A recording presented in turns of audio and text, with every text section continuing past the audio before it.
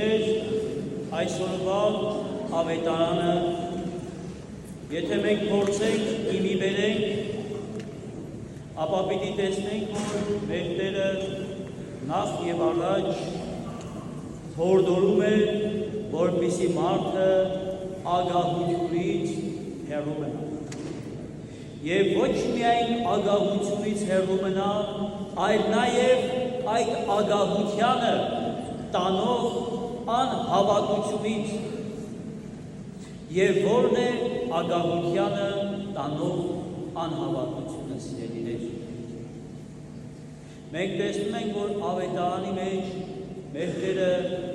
ոչ թե ասում է, թե մի մտահոգվեք կամ մի մտածեք ընդհանրապես ձեր կյանքի մասին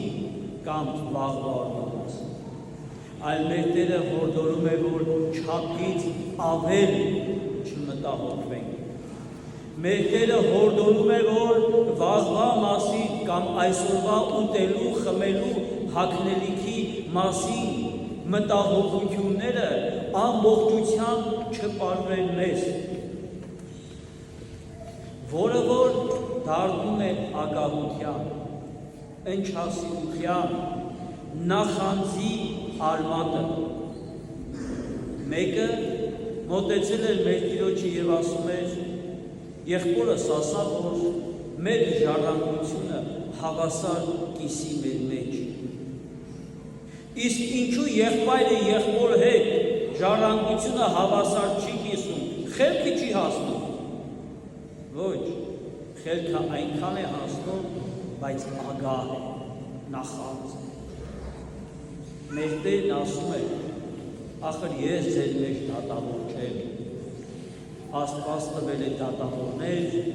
Աստված տվել է իշխաններ, Աստված տվել է այդ ամենը, գնացեք եւ թող իրենք էլ ձեր դատը տեսնեն։ Մի թյուր ըմբռնում կա, երբ որ կարծում ենք, թե քրիստոնյան իր շահը չի պիտի պաշտպանի օրենքով, ատյանի առաջ, ոչ սիրելիներ, եթե նույնիսկ մեր եղբայրն է մեր դեմ, մենք պարտավոր ենք ճշմարտությունը ի հայտ բերել, ճշմարտությունը հաստատել, դրա համար է սահմանված, ինչպես որ առաքյալը կասեր, թագավորները Աստծուց են, որպեսզի օրենքը պահպանեն, դրա համար են օրինապահները սահմանված, որպեսզի արդարություն գործեն։ Եվ քրիստոնյան, ինչպես որ անցած անգամ խոսում էի, այն ամուր բնավորության մարդն է, որ կարող է հետամուտ լինել ճշմարտությանը, ազնվությանը, արդարությանը, սիրելիներ։ Ուրեմն ցավոք սրտի, սրա մասին ինչու եմ խոսում, որ սա մեր հասարակության մեջ կա, այս իրավիճակը։ Եվ եթե ներկա իրավիճակի մեջ ենք, երբ որ հարազատը, եղբայրը, բարեկամը, ընկերը ուզում են մեզ զրկել մեր իրավունքից, մենք հարց տան ինքներս մեզ, երբ որ սենց հեշտ թողնում ենք, ասում ենք դելա, գլուխն իրան քարը, դա ասում ենք նրա համար, որովհետև այդքան մեծ սիրտ ունենք, այդքան մեծ հոգի ունենք, թե ուղղակի այդ բնավորության ամրությունը չունենք, որպեսզի հետամուտ լինենք արդարությանը։ Եվ մեր Տերը, երբ որ մոտեցել էին իրեն, ասեց գնացեք դատավորին, չասավ բաշխիր եղբորը թող գնա, ասավ դրա համար դատավորներ։ Եվ նշեց հիմքը նախանձությունը, որը գալիս է ունեցվածքի հանդեպ ցանկությունից, նույն ցանկությունն է, ցանկության, ոչ թե շնորհի, այլ ցանկության մեղքից է գալի, նախ ունենալու ցանկության, ինչ նյութական, ինչ որ մի բան ունենալու համար, եւ մեր Տերը օրինակ բերեց, որպեսզի ունեցվածքին կապված չլինենք, ասում է, թե մի մարդ ագարակ ուներ, եւ այդ տարի իր ագարակը շատ պտուղ տվեց, Եվ ես մարդ ասավ ինչ լավ, ինչ անեմ ես պտուղս լցնելու տեղ չունեմ լցնելու այս պտուղը, ինչ անեմ, ինչ կարող անեմ, ժողովուրդ սիրելիներ, պտուղ է, պիտի փչանա մի տարի, 2 տարի, ցորեն է 3-4 տարի փոխվային, ավելի ինչ, իր ամբարները եթե ինքը կառուցած ուներ, կառուցած էր ըստ իր պահանջմունքի, ամեն մեկը իր ամբարը կառուցում է ըստ իր պահանջմունքի և իր պահանջմունքից ավել բերք ուներ այս մարդը և չէր մտածում, որ այդ այսքանը ինձ կբավականացնի, այսքանն է տամ իմ կարիքավոր հարազատին, իմ նեղության մեջ ընկերոջը, այսքանն է տամ Աստծուն, ասում է հարուստը և աղքատը իրար հանդիպեցին, հարուստը և կարիքավորը իրար հանդիպեցին, երկուսին էլ Աստված այցելեցին։ Այս մարդն է ձև չմտածեց, որ ես ամեն ինչով ապահով եմ, մի քիչ էլ մտածեմ, այն չեմ ասում է ուրիշի մասին, բարեկամիս մասին, հարազատիս մասին, իմ միս ու արյունի մասին մի քիչ էլ մտածեմ, այլ ասավ դե լավ, ավելի լավ, ամբարներս կքանդեմ, նորերը կկառուցեմ, մի տուն ունեմ, երկրորդն էլ կառնեմ, երկուսը ունեմ, երրորդն էլ կառնեմ, այդ այն շենքի մեջ, որի բարեկամը վարձով է մնում, կողքի բնակարանը կառնեմ, բարեկամիս էլ վարձով կլսնեմ, կհագենամ և կասեմ, լիքը օրերի ուտելիք և խմելիք ունես, կյանքդ ապահոված է սերունդ է սերունդ, գնա վայելի և Աստծո հրեշտակը գալիս է ասում է վաղը հոգին պիտի ավանդես։ Գիտեք սիրելիներ, մենք կասենք, հա դե ինչ կա, հանգիստ խղճով հոգիս պիտի ավանդեմ, իմանալով, որ իմ սերունդներն ապահոված են, հանգիստ խղճով իմ հոգին կավանդեմ, իմանալով, որ սոված չեն մնա իմ, չգիտեմ, թորը, բայց վաղվա Տերն Աստված է, այն հրեշտակը եկավ և ասավ, հոգիդ քեզնից պիտի վերցնեմ, ինչ իմանաս, վաղը ինչի առաջ պիտի կանգնես և ոչինչ քեզ չպիտի փրկի, ուրեմն ավելի լավ է, ասում է ավետարանը, մեր Տերը, հաճոյացնենք, գրավենք վաղվա Տիրոջը, ոչ թե վաղվա օրը, այլ վաղվա Տիրոջը, այսինքն Աստծուն սիրելիներ։ Եվ եթե մենք մտածում ենք, թե հանգիստ խղճով գերեզման կմտնենք, ապա տեսնենք այն մեծահարուստին, որի եղբայրները մեծահարուստ էին, որի բարեկամները մեծահարուստ էին, որը որ սերունդ է սերունդ իշխանություն և փառք էր կտակել իր 5 եղբայրներին, երբ որ մահացել էր, այդքան է հանգիստ չէ ժողովուրդ։ Ասում է հայր Աբրահամ, խնդրում է, հայր Աբրահամ, Աստծուն ասա թող մեռելներից մեկին ուղարկի, որպեսզի գնան իմ եղբայրներին ասեն, որ այդպես չապրեն, եթե ուզում եք հանգիստ սրտով, հանգիստ խղճով գերեզման մտնենք, կյանքները սավանդենք, նորից պետք է մեր կեցվածքը ճշտենք Աստծո առաջ, պետք է հանգիստ դիրք ունենան, որ մեր երեխաները, մեր սերունդները Աստծո առաջ են, Աստծո պատվիրանների մեջ են, այդ ծնողը, երբ որ իր երեխան փոքր կամ մեծ տնից դուրս է գալիս, կամ ընկերներով միտեղ է գնում, կամ ընկերուհիներով միտեղ է գնում, ծնողի սրտի մտահոգությունը նա չէ, որ գրպանում շատ գումար ունենա իր երեխան, այլ նա է, որ իր ընկերների հետ մի փորձանքի չգա, շուտ տուն գա, հանկարծ միտեղ մի բան սխալ չանի, սա է ծնողի մտահոգությունը։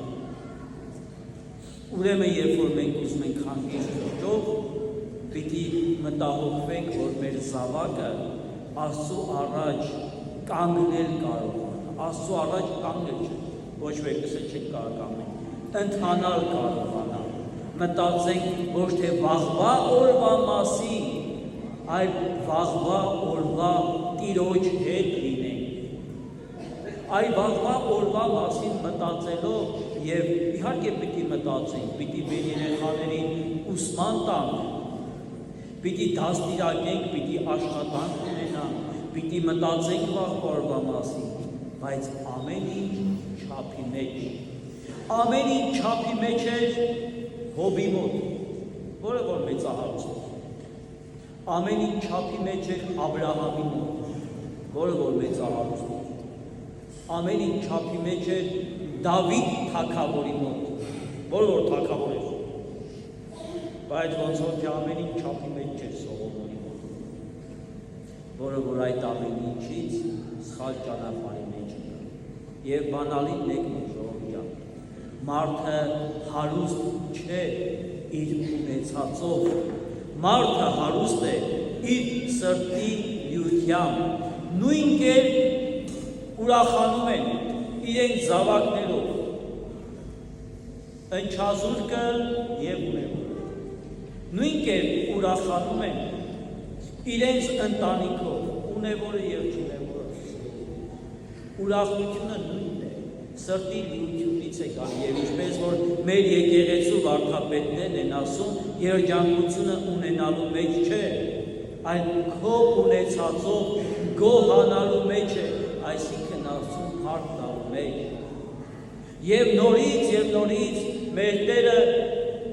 օրինակներ է բերում, որպեսզի էլ ավելի մեզ հաստատի այս ճշմարտության մեջ, ասում է տեսնում ես, դաշտի ծաղիկն ինչ գեղեցիկ է, Սողոմոնից գեղեցիկ է հագնված, տեսնում ես երկնքի թռչունները անհոգ ապրում են, Աստված նրանց տվել է թե հագուստը, թե ուտելիքը, դու մտածում ես, թե ամեն ինչ քո ձեռքերի մեջ է, մենք մտածում ենք, թե ամեն ինչ մեր ձեռքերի մեջ է, բայց ասում է ով անմիտ, քո գլխի մազերից մեկն է չես կարող սպիտակացնել կամ սևացնել, ինչն է քո ձեռքերի մեջ, դու խոսում ես քո կյանքի մասին, ուր է այդ կյանքը վաղն է, իսկ վաղը անիրական է, որովհետև վաղը ստեղծված չէ, չկա վաղը, կա միայն այսօրը, սրա մասին է մեր Տերն ասում, որպեսզի կյանքի ամեն մի պարագայում մեր հույսը լինի Աստված, մեր գործընկերը, մեր ավագ ընկերը, մեր խորհրդատուն լինի Աստված, բայց որպեսզի այս Աստված լինելը չլինի անորոշ և առանձնական արտահայտություն, որ ով ինչպես ուզի հասկանա կամ մտածեք ինչպես հասկանանք, դա շոշափելի չէ, ապա եթե ուզում ենք, որ մենք Աստծո հետ քայլենք, Աստծո պատվիրաններն են, Աստծո ներկայությունը մեր մեջ սիրելիներ, Աստծո պատվիրանները Աստծո ներկայությունն են մեր մեջ, այս պատվիրաններով ընթանանք։ Ով է փրկվում, հարուստը թե աղքատը, նա ով Աստծո պատվիրանների մասին է մտածում առավոտ թե երեկո, աղքատ Ղազարոսը փրկվեց, նույն կերպ փրկվեց Դավիթ թագավորը, որը ասում է առավոտվանից երեկո Աստծո պատվիրաններն են իմ մտքում։ Ով է երջանիկ, աղքատը, հարուստը, առողջը, հիվանդը, նա ով Աստծո պատվիրաններն ունի իր մտքում և Աստծուն ունի իր մտքում սիրելիներ։ Ով է ավելի երջանիկ, բանտարկյալը թե ազատը, նա ով Աստծուն ունի։ Եվ Պողոս առաքյալը բանտի մեջ Աստծուն ունենալով ասում է, ձեզ եմ ասում, ուրախ եղեք, նրանց հոգևոր դրսումի, ազատության մեջ եք, ձեզ եմ ասում, ուրախ եղեք։ Ուրեմն սիրելիներ, ասում է ագահ մարդը մշտապես աղքատ է։ Ագահ մարդը մշտապես սոված է։ Ագահ մարդը ունեցածով ոչ ինքն է ուրախանում, ոչ իր կողքիններն են ուրախանում։ Իսկ սրան հակառակ մեր եկեղեցու, քույր եկեղեցու վարդապետներից մեկն ասում է, անհնար է, որպեսզի քրիստոնյայի կյանքը բարելավվի եւ իր շուրջը եղողները իրենց վրա դա չզգան։ Անհնար է, որ քրիստոնյայի կյանքը բարելավվի եւ իր շուրջինները դա չզգան, որովհետեւ Աստծո այդ ամենը։ Եթե լույսը վառում ես, շուրջը լուսավորվում է, անկախ նրանից դու դա կքարոզես, թե կպահես, լույսը լուսավորում է, անկախ ամեն ինչից։ Դու քո խոնար կյանքը ապրում ես գլուխդ կախ, չիմանալով է, որ լույս ես, եւ քո շուրջը լուսավորվում է։ Լուսավորվում է, որովհետեւ Աստված մեզ միջնորդ է դարձնում այդ լուսավորության։ Աստված, որը որ միակ Տերն է երեկվա, այսօրվա եւ վաղվա։ Երեկվա Տերն է, որովհետեւ երեք գործած մեր մեղքերը ինքը քավում է։ Այսօրվա մեր Տերն է, որովհետեւ այսօր մեզ առաջնորդում է։ Վաղվա Տերն է, որ ինչպես որ մեր եկեղեցու հայրերին ասում։ Մի մենակ անեղը Աստված կարող է իմանալ անեղը վաղը։ Աստված վաղվա Տերն է, որովհետև խնամում է մեզ վաղվա համար, խնամում և պահում։ Աստված, որով այլ է փառք, իշխանություն և պատիվ, այժմ և մինչ եղավի կյանքս հավիտենից ամեն։